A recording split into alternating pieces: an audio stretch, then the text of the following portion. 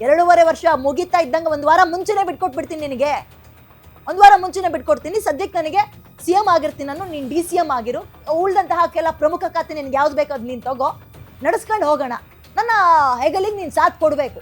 ಇದನ್ನ ಸಿದ್ದರಾಮಯ್ಯ ಅವರು ಕೂಡ ಅವತ್ತು ಹೇಳಿದ್ರಂತೆ. ಬಟ್ ಅದು ಎಲ್ಲೂ ಕೂಡ ರಿವೀಲ್ ಆಗಿರಲಿಲ್ಲ. ಈ ಅಂತೆ ಕಂತೆಗಳ ನಡುವೆ ನಾವು ಮಾಧ್ಯಮದವ್ರು ಏನಾದ್ರು ಪ್ರಶ್ನೆ ಕೇಳ್ಬಿಟ್ರೆ ಮಾಧ್ಯಮದ ಮೇಲೆ ಗೂಬೆ ಕೂರಿಸ್ತಾ ಇದ್ರು. ಏನಂತ ಸಾಫ್ಟ್ ಆಗಿ ಟಾರ್ಗೆಟ್ ಮಾಡ್ತಾ ಇದ್ರು. ಅಂತದ್ದೆಲ್ಲ ಏನಿಲ್ಲ ಕಣ್ರಿ, ನೀವೆಲ್ಲ ಬರೀ ಊಹಾಪೋಹ, ನಿಮ್ದೆಲ್ಲ ಮಾಧ್ಯಮಗಳ ಸೃಷ್ಟಿ ಅನ್ನೋರು. ಹಂಗ್ರೆ ಇದು ಮಾಧ್ಯಮದ ಸೃಷ್ಟಿನಾ? World power is world power ಅನ್ನೋದು, ಅದಕ್ಕೆ ಇವರು ಟಾಂಟ್ ಕೊಡೋದು ಯಾರು, ಸಿದ್ದರಾಮಯ್ಯ ಅವರು, ಇವೆಲ್ಲ ಮಾಧ್ಯಮ ಸೃಷ್ಟಿನಾ?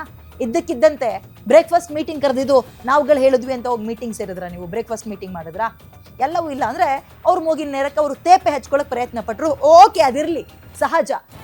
ಆಮೇಲೆ ಇನ್ನೊಂದೇನು ಅಂತ ಹೇಳಿದ್ರೆ, ಇಬ್ರು ಕೂಡ ಬಹಳ, ಒಬ್ರು ಮಾಸ್ ಲೀಡರ್ ಮತ್ತೊಬ್ರು ಪವರ್ಫುಲ್ ಲೀಡರ್ ಇದ್ದಾರೆ.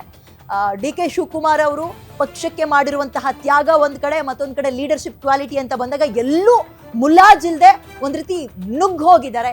ಹೈಕಮಾಂಡ್ ಕೊಟ್ಟ ಎಲ್ಲ ಟಾಸ್ಕ್ಗಳನ್ನ ಗೆದ್ದಿದ್ದಾರೆ. ಇನ್ನೊಂದು, ಹೈಕಮಾಂಡ್ಗೆ ಬಹಳ ಹತ್ತಿರವಾದವರು DK ಶಿವಕುಮಾರ್. ಸಂಪನ್ಮೂಲದ ವಿಚಾರದಲ್ಲಾಗಿರ್ಬೋದು ಅಥವಾ ಎಲ್ಲ ವಿಚಾರದಲ್ಲೂ ಆಗಿರ್ಬೋದು, ಬೇರೆ ಕಡೆ ಸಂಬಂಧವೇ ಇಲ್ಲದಲ್ಲಿರುವಂತಹ ರಾಜ್ಯದಲ್ಲಿ ಹೋಗಿ ಕಾಂಗ್ರೆಸ್ ಅನ್ನ ಗೆಲ್ಲಿಸ್ಕೊಂಡು ಬಂದ್ರೆ ಗೆಲ್ಲಿಸ್ಕೊಂಡ್ ಬಂದಿದ್ದಾರೆ ಕೆಲ ಕ್ಯಾಂಡಿಡೇಟ್ಗಳನ್ನ. ಆ ತಾಕತ್ತು DK ಶಿವಕುಮಾರ್ ಅವರಲ್ಲಿದೆ. ಸಂಪನ್ಮೂಲದ ವಿಚಾರದಲ್ಲೂ ಹೈಕಮಾಂಡ್ಗೆ ಬಹಳ ಹತ್ತಿರವಾಗಿದ್ದಾರೆ. ಹಿಂಗಿದ್ದಾಗ ಆಮೇಲೆ ಬಿಜೆಪಿ ಕೆಲವೊಂದು ಏನೋ ಬ್ಲಾಕ್ ಮೇಲ್ ಮಾಡ್ತಾ ಇತ್ತು ಅಂತ ಇದೇ DK ಶಿವಕುಮಾರ್ ಅವ್ರು ಹೇಳಿದ್ರು. ಒಳ್ಳೆ ಆಫರ್ ಕೊಟ್ಟಿದ್ರು, ನೀನು ಸುಮ್ಮನೆ ಪಕ್ಷ ಬಿಟ್ಟು ಕಡೆಗೆ ಬಾ, ಈಗಿರುವಂತಹ ಕೇಸ್ಗಳಿಂದ ರಿಲೀಫ್ ಆಗಿರ್ಬೋದು, ಒಂದೊಳ್ಳೆ ಸ್ಥಾನ ನಾವು ಕೊಡ್ತೀವಿ ಅಂತ ಬಿಜೆಪಿ ಹೇಳಿತಂತೆ. ಇದನ್ನು ಕೂಡ DK ಶಿವಕುಮಾರ್ ಅವರೇ ಮೊನ್ನೆ ಒಂದು ಪುಸ್ತಕ ಬಿಡುಗಡೆ ಮಾಡ್ಬೇಕಾದ್ರೆ ಹೇಳಿದ್ರು. ಇವನ್ನೆಲ್ಲ ಸಹಿಸ್ಕೊಂಡು ಬಂಡೆಯಂತೆ ಕಷ್ಟಗಳನ್ನ ನುಂಗಿ ಪಕ್ಷಕ್ಕೋಸ್ಕರ ದುಡಿತಾ ಇರ್ಬೇಕಾದ್ರೆ DK ಶಿವಕುಮಾರ್ ಅವರು ಈಗ ನಾನು CM ಸ್ಥಾನ ಕೇಳೋದ್ರಲ್ಲಿ ಏನ್ ತಪ್ಪಿದೆ, ಮುಂಚೆ ಏನ್ ಮಾತಾಡಿದ್ರೆ ಅದಕ್ಕೆ ಬದ್ಧರಾಗಿರಿ ಅಂತ ಕೇಳಿದ್ರು. ಓಕೆ, ಪೊನ್ನಣ್ಣ ಅವರ ಮಧ್ಯಪ್ರವೇಶ ಆಗುತ್ತೆ, ಪ್ರಿಯಾಂಕ್ ಖರ್ಗೆ ಅವರ ಮಧ್ಯಪ್ರವೇಶ ಆಗುತ್ತೆ, ಅದರ ಜೊತೆಗೆ DK ಪರವಾಗಿ DK ಸುರೇಶ್ ಅವರ ಮಧ್ಯಪ್ರವೇಶ ಅಥವಾ ರಂಗಪ್ರವೇಶ ಕೂಡ ಆಗುತ್ತೆ. ಕೇಳಿ DK ಶಿವಕುಮಾರ್ ಅವರ ತಮ್ಮ DK ಪರವಾಗಿ ವಕಾಲತ್ತನ್ನ ಹೈಕಮಾಂಡ್ ಮತ್ತು ಇಲ್ಲೂ ಕೂಡ ಅವರು ವಹಿಸ್ತಾ ಇದ್ರು, ವಹಿಸ್ಲೇಬೇಕು. ಬೆಂಗಳೂರು ದೆಹಲಿ ಅಂತ DK ಸುರೇಶ್ ಅವರು ವಿರಾಮ ಇಲ್ಲದೆ ಓಡಾಡ್ಬಿಟ್ರು. ರೆಸ್ಟ್ಲೆಸ್ ಆಗಿ ಏನೇನು ಯಾರ್ಯಾರಿಗೆ ಮೆಸೇಜ್ ತಲುಪಿಸ್ಬೇಕು, ತಮ್ಮ ಅಣ್ಣ ಇಲ್ಲಿ ಹೆಂಗ್ ಒದ್ದಾಡ್ತಾ ಇದ್ದಾರೆ, ತಮ್ಮ ಅಣ್ಣನ ಆಸೆ ಏನು, ತಮ್ಮ ಅಣ್ಣನಿಗೆ ಸಿಗಬೇಕಾಗಿದ್ದೇನು, ಇದೆಲ್ಲವನ್ನ ಬಹಳ ಅಚ್ಚುಕಟ್ಟಾಗಿ ಡೆಲ್ಲಿ ಟು ಕರ್ನಾಟಕ ಟು ಡೆಲ್ಲಿ ಓಡಾಡ್ಕೊಂಡು DK ಸುರೇಶ್ ಅವರು ಕೂಡ ಮಾಡಿದ್ರು. ಇದೆಲ್ಲದರ ನಡುವೆ ಸದ್ಯಕ್ಕೆ ಒಂದು ತಾತ್ಕಾಲಿಕ ರಿಲೀಫ್ ಸಿದ್ದರಾಮಯ್ಯ ಅವ್ರಿಗೂ ಸಿಕ್ಕಂಗಾಗಿದೆ, ಕಾಂಗ್ರೆಸ್ ಹೈಕಮಾಂಡ್ಗೂ ಸಿಕ್ಕಂಗಾಗಿದೆ. ಅಂಡ್ ನಾಳೆ ಸೋನಿಯಾ ಗಾಂಧಿ ಅವ್ರ ಜೊತೆಗೆ ಒಂದು ಮೀಟಿಂಗ್ ಇದೆ. ಸೋನಿಯಾ ಗಾಂಧಿ ಅವ್ರ ಜೊತೆಗೆ ಮೀಟಿಂಗ್ ಆಗ್ತಾ ಇದ್ದಂತ ಎಲ್ಲವೂ ಇತ್ಯರ್ಥ ಆಗುತ್ತೆ ಅನ್ನೋದು ಬಹುಶಃ ನನಗನ್ಸೋ ಪ್ರಕಾರ ಇನ್ನೊಂದು ಸ್ವಲ್ಪ ದಿನ ಇದು ಎಳಿತಾರೆ ಅಂತ ಕಾಣುತ್ತೆ, ಸೆಷನ್ಸ್ ಆಗೋ ತನಕ. ಆಮೇಲೆ ಇನ್ನೊಂದೇನು ಅಂದ್ರೆ, DK ಶಿವಕುಮಾರ್, ನಾನು ಬೆಳಗ್ಗೆಯೂ ಸುದ್ದಿ ಅದನ್ನೇ ಹೇಳ್ತಿದ್ದೆ, ಪಕ್ಕಾ ಆಸ್ತಿಕ, ದೇವ್ರು ದಿಂಡ್ರು, ಈ ಹಬ್ಬ ಹರಿದಿನ, ಒಳ್ಳೆ ಕಾಲ ಸಮಯ, ಇವನ್ನೆಲ್ಲ ತುಂಬಾ ಅಚ್ಚುಕಟ್ಟಾಗಿ ನಂಬ್ತಾರೆ, ನಂಬಿಕೆ ಇಟ್ಟಿರುವಂಥವ್ರು.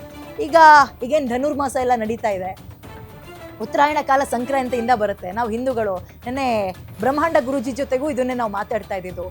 ಹಿಂದೂಗಳಿಗೆ ಕ್ಯಾಲೆಂಡರ್ ಅಲ್ಲ, ಈ 2024-25 ಡಿಸೆಂಬರಲ್ಲಿ ಚೇಂಜ್ ಆಗುತ್ತಲ್ಲ, ಆ ಕ್ಯಾಲೆಂಡರ್ ಬಗ್ಗೆ ನಾವು ನಂಬಲ್ಲ. ನಾವು ನಂಬೋದು ಹೊಸ ವರ್ಷ, ವಸಂತ ಕಾಲ, ಯಾವಾಗಲೇ ಸಂಕ್ರಾಂತಿ ಟೈಮ್ನಲ್ಲಿ, ಯುಗಾದಿ ಟೈಮ್ನಲ್ಲಿ. ಬಟ್ ಸಂಕ್ರಾಂತಿ ಹೆಂಗೆ ಅಂತ ಹೇಳಿದ್ರೆ ಆಗ ಉತ್ತರಾಯಣ ಕಾಲ ಶುರುವಾಗುತ್ತೆ. ಏನೇ ಒಂದು ಚಿಕ್ಕ ಕೆಲಸ ಆಗಲಿ ದೊಡ್ಡ ಕೆಲಸ ಆಗಲಿ, ಅದು ಅತ್ಯದ್ಭುತವಾದಂತಹ ಹೇಳಿ ಮಾಡಿಸಿದಂತಹ ಸಮಯ. ಹಿಂಗೆ ನಾವುಗಳೇ ನಂಬೇಕಾದ್ರೆ ಒಂದು ದೊಡ್ಡ ಪಟ್ಟಕ್ಕೋಸ್ಕರ ಕಾಯ್ತಾ ಇರುವಂತಹ DK ಶಿವಕುಮಾರ್ ಅವರು, ಸರಿ ಕಾಯೋಣ, ಧನುರ್ಮಾಸ ಬೇಡ, ಉತ್ತರಾಯಣ ಕಾಲದಲ್ಲಿ ಅಂದ್ಕೊಂಡಿದ್ದನ್ನ ಈಡೇರ್ಸೇ ಬಿಡೋಣ ಅಂತ DK ಶಿವಕುಮಾರ್ ಅವರು ಬಹುಶಃ ಕಾಯ್ತಾ ಇರ್ಬೋದು. ಆಮೇಲೆ ಇನ್ನೊಂದು ಸೆಷನ್ ಕೇಂದ್ರದಲ್ಲೂ ಕೂಡ ಆಗ್ತಾ ಇರೋದ್ರಿಂದ, ಆರಂಭ ಆಗೋದ್ರಿಂದ ಇವರ ಹಗ್ಗ ಜಗ್ಗಾಟ ಹಿಂಗೆ ಮುಂದುವರಿತು, ಬೀದಿ ರಂಪ ಆಗ್ತಾ ಇತ್ತು ಅಂದ್ಕೊಳ್ಳಿ. ಇದಕ್ಕೊಂದು ಫುಲ್ ಸ್ಟಾಪ್ ಇಟ್ಟಿರಲಿಲ್ಲ. ಇದು ಫುಲ್ ಸ್ಟಾಪ್ ಅಲ್ಲ, ಅಲ್ಪ ವಿರಾಮ, ಐ ರಿಪೀಟ್, ಅಲ್ಪ ವಿರಾಮ ಇಟ್ಟಿರಲಿಲ್ಲ ಅಂತ ಹೇಳಿದ್ರೆ ಇದು ಯಾವ ಹಂತಕ್ಕೆ ಹೋಗಿ ತಲುಪ್ತಾ ಇತ್ತೋ ಗೊತ್ತಿಲ್ಲ. ಹಾಗಾಗಿ ಒಂದು ಒಳ್ಳೆ ಸಾಲಿಡ್ ಉತ್ತರವನ್ನ ಸದ್ಯಕ್ಕೆ ಹೈಕಮಾಂಡ್ ಕಂಡುಕೊಂಡಿತ್ತು. ಅದೇನಪ್ಪ ಅಂತ ಹೇಳಿದ್ರೆ, ಒಂದು ಬ್ರೇಕ್ಫಾಸ್ಟ್ ಮೀಟಿಂಗ್ ಅನ್ನ ಕರೆಸಿ ಇಬ್ರು ತಣ್ಣಗೆ ಮಾಡಿದೆ. ಇವ್ರು ಅಲ್ಲಿ ಕರೆಸಿ ಅಲ್ಲಿ ಏನಾಗ್ತಿತ್ತೋ ಗೊತ್ತಿಲ್ಲ, ಅದ್ರ ಬದಲು ಇಲ್ಲೇ ಸಾರ್ಟ್ ಔಟ್ ಮಾಡ್ಕೊಳ್ಳಿ ಅನ್ನೋದು ಬಹಳ ಒಂದೊಳ್ಳೆ ಸಾಲಿಡ್ ರಿಸಲ್ಟ್ ಅನ್ನ ಕಂಡುಕೊಂಡಿದ್ದಾರೆ. ಬಟ್ ಇದು ನಾಳೆ ಬೆಳಗ್ಗೆ ಏನಾಗುತ್ತೆ, ಅಲ್ಲಿ ತನಕ ಕಾಯ್ತಾರ, ನಾಳೆನೇ ಇವರಿಬ್ಬರಿಗೂ ಬುಲಾವ್ ಬರುತ್ತೆ ಡೆಲ್ಲಿಗೆ, ಅಲ್ಲಿ ಏನ್ ಮಾತುಕತೆ ಆಗುತ್ತೆ ಇವೆಲ್ಲವೂ ಗೊತ್ತಿಲ್ಲ. ಅಂಡ್ ಹಿಂಗೇ ಆಗುತ್ತೆ ರಾಜಕೀಯದಲ್ಲಿ ಅಂತ ಖಂಡಿತವಾಗ್ಲೂ ಹೇಳಕ್ಕಾಗಲ್ಲ. ಪಕ್ಷ ನಿಷ್ಠ ಅಂತ ಇಲ್ಲಿ ತನಕ ಕರೆಸ್ಕೊಂಡಿರುವಂತಹ DK ಶಿವಕುಮಾರ್ ಅವರು, ಅವ್ರಿಗೊಂದು ತಾಳ್ಮೆಗೆ ಲಿಮಿಟ್ ಇರುತ್ತಲ್ವಾ, ಲಿಮಿಟ್ ಕ್ರಾಸ್ ಆದಾಗ ಅವರ ಸ್ಟೆಪ್ ಅನ್ನು ಅವರು ತಗೊಳ್ಳಬಹುದು. ಇನ್ ಕೇಸ್ ಸಿದ್ದರಾಮಯ್ಯ ಅವರಿಗೆ ನೀವು ಹೋಗ್ರಿ, ಅವ್ರಿಗೆ ಬಿಟ್ಕೊಡಿ ಅಂದಾಗ ಈಗಲೇ ದುಡುಕಿನ ನಿರ್ಧಾರವನ್ನ ಅವ್ರಿಗಿರುವಂತಹ ಎಕ್ಸ್ಪೀರಿಯನ್ಸ್ ಅಲ್ಲಿ ಅವ್ರು ಮಾಡಲ್ಲ ಸಿದ್ದರಾಮಯ್ಯ ಅವರು. ಬಟ್ ಬಲಾಬಲ ಅಂತ ಕಂಪೇರ್ ಮಾಡಿದಾಗ ಡಿ ಕೆ ಶಿವಕುಮಾರ್ ಅವರಿಗೆ ಒಂದು ಒಳ್ಳೆ ನಂಬರ್ಸ್ ಶಾಸಕರಾಗಿರ್ಬೋದು, ಸಚಿವರಾಗಿರ್ಬೋದು, ಅದು ಸಿದ್ದರಾಮಯ್ಯ ಅವ್ರಿಗೂ ಕೂಡ ಇದೆ. ಹಾಗಾಗಿ ಹೈಕಮಾಂಡ್ ಬಹಳ ಜೋಪಾನ. ಈಗ ನೋಡಿ, ಚಿನ್ನದ ಸೂಜಿ ಅಂತ ಕಣ್ಣಿಗೆ ಚುಚ್ಕೊಳಕ್ಕಾಗಲ್ಲ. ಒಂದು. ಎರಡನೇದು, ನಾನು ಹೈಕಮಾಂಡ್, ನಾನು ಅವ್ರು ಹೇಳ್ದಂಗೆ ಅವ್ರು ಕೇಳಬೇಕು, ನಾನು ಹೇಳ್ದಂಗೆ ಅಂತ ಉದ್ದಟತನದ ಡಿಸಿಷನ್ ಅನ್ನು ತಗೊಳ್ಳುವ ಹಂತದಲ್ಲಿ ಸದ್ಯಕ್ಕೆ ಹೈಕಮಾಂಡ್ ಇಲ್ಲ. ಇಬ್ಬರನ್ನು ಅಳೆದು ತೂಗಿ ಬಹಳ ನಾಜೂಕಿಂದ ಬೆಣ್ಣೆ ಮೇಲೆ ಕೂದಲನ್ನ ತೆಗೆದಂತೆ ಸಂಭಾಳಿಸ್ಕೊಂಡು ಇರುವಂತಹ ಇದೊಂದು ದೊಡ್ಡ ರಾಜ್ಯದಲ್ಲಿ ಅವ್ರೇನು ಸ್ಟ್ಯಾಂಡ್ ಆಗಿದ್ದಾರೆ ಅದನ್ನ ಉಳಿಸ್ಕೊಳ್ಳುವಂತಹ ಒಂದು ದೊಡ್ಡ ಜವಾಬ್ದಾರಿ ಕಾಂಗ್ರೆಸ್ ಹೈಕಮಾಂಡ್ಗಿದೆ. ಅದನ್ನ ಹೇಗೆ ಸಂಭಾಳಿಸ್ತಾರೆ ಅನ್ನೋದನ್ನ ಕಾದು ನೋಡೋಣ.